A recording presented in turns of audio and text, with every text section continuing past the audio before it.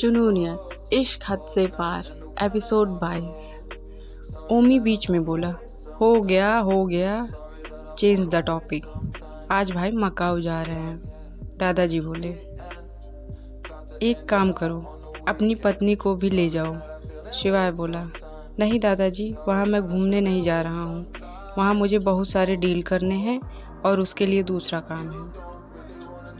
यहाँ ऐसा क्या काम है? शिवाय बोला, आप ही तो कहते थे कि मेरी पत्नी लकड़ी की तरह, उसे कोई भी एक फूंक मारकर उड़ा देगा।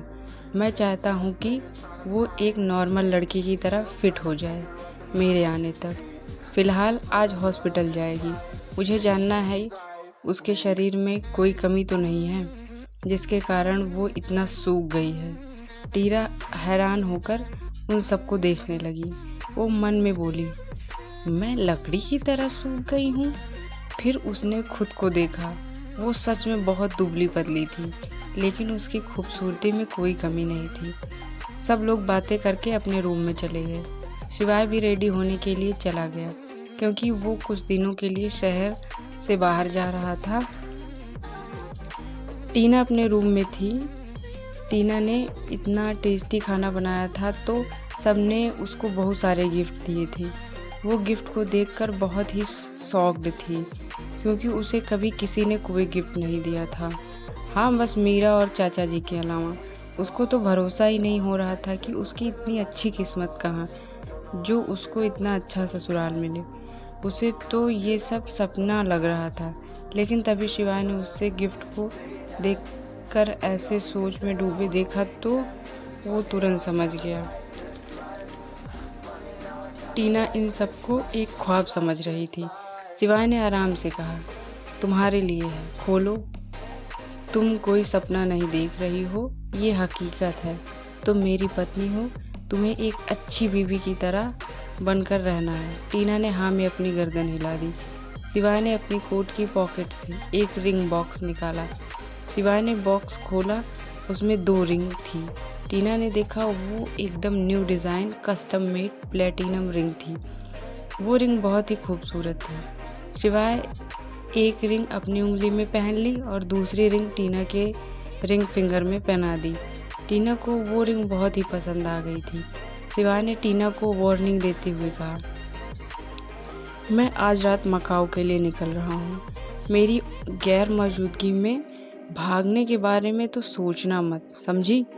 तो टीना ने हाँ में सिर हिलाया और बोली, नहीं, मेरे आने तक दादाजी इम्प्रेस कर लेना और अपना ध्यान रखना, और तुम्हारा वेट भी बढ़ा होना चाहिए। टीना मन में सोचने लगी, ऐसे कौन ख्याल रखता है, ये तो सरासर धमकी दे रहे हैं।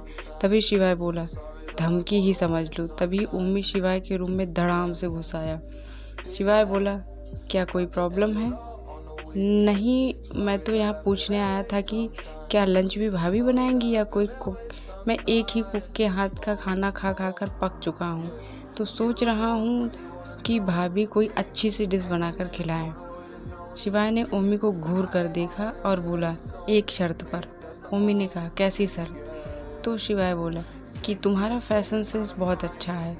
मैं ये चाहता हूँ कि मेरी गैर मौजूदगी में तुम मेरी पत्नी को, यानी मेरी बीवी को फैशन सेंस सिखाओ।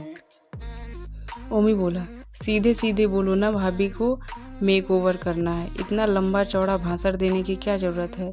अगर भाभी मुझे अपने हाथ का टेस्टी खाना बनाकर रोज़ खिलाएंगी तो मैं उनका मेक ओवर क्या, अवार्ड विनिंग एक्ट्रेस बना दूंगा।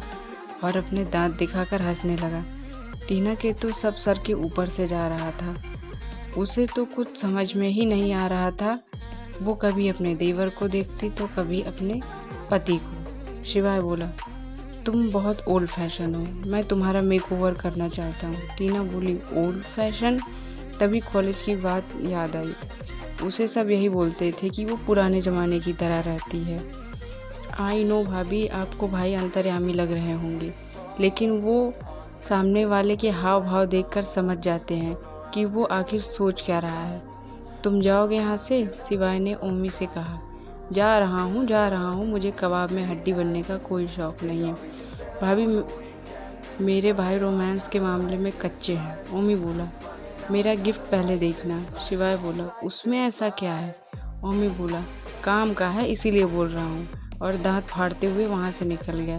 तो आखिर ओमी ने ऐसा क्या दिया है गिफ्ट में? जानने के लिए हमारे साथ जुड़े रहें। अभी तक मेरे चैनल को सब्सक्राइब नहीं किया है तो जल्दी से सब्सक्राइब कर लें। Thank you my YouTube family.